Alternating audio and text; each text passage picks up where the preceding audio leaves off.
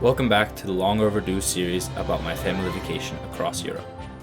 Today we are on the Marienplatz of Munich, Germany, and we arrived just in time to witness the musical performance of the famous Glockenspiel. This mechanical clock, built in 1908, has 43 bells and 32 life-size figures that reenact stories from Munich's history twice daily. So earlier we were at the Biergarten, which is the beer garden in German.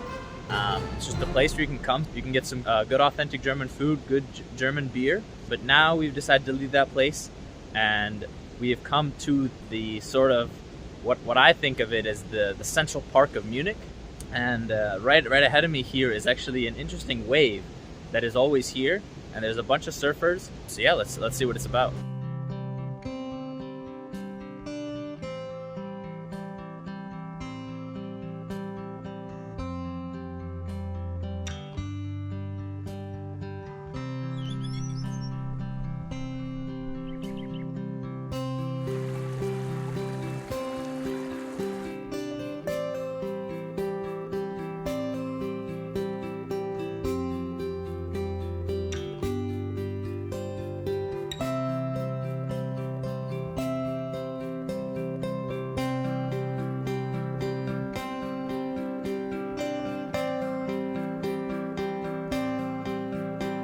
So we've walked around the park for a bit.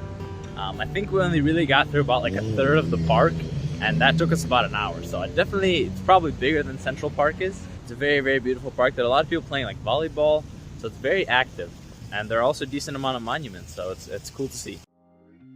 The next day began beside the Stadtschus, a popular plaza with fountains, right in front of the ancient medieval entrance into Munich. So behind me is the last standing arch from the old city of Munich. And up until 1972, it was the main way for traffic to get in and out of the city. Continuing east past the archway, you reach the Frauenkirche, or Munich Cathedral. Its 99-meter tall towers are widely visible due to the height restriction on buildings after their construction. Straight ahead is the long central nave, as was common in the late Gothic era, with the so-called Benno arches on the ceiling being the most unique element. Buried in the basement are the remains of the Wittelsbach family, a powerful dynasty who ruled over Bavaria for centuries.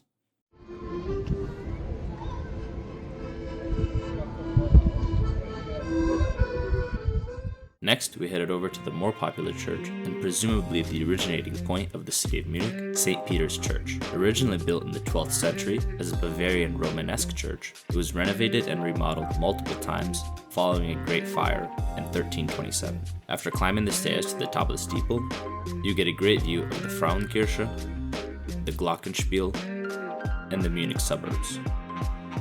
In the 17th century, a splendid new Baroque choir was added, adorned with Gothic paintings by Jan Polak and a ceiling fresco depicting biblical scenes by Johann Baptist Zimmermann.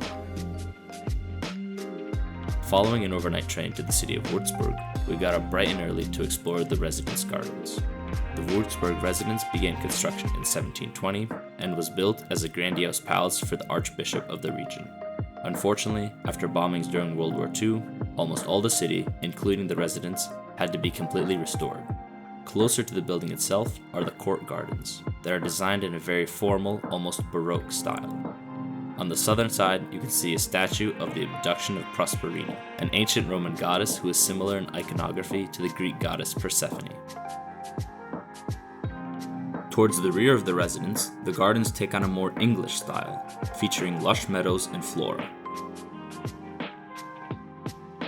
Small ponds are teeming with fish and ducklings, splashing around for a good time.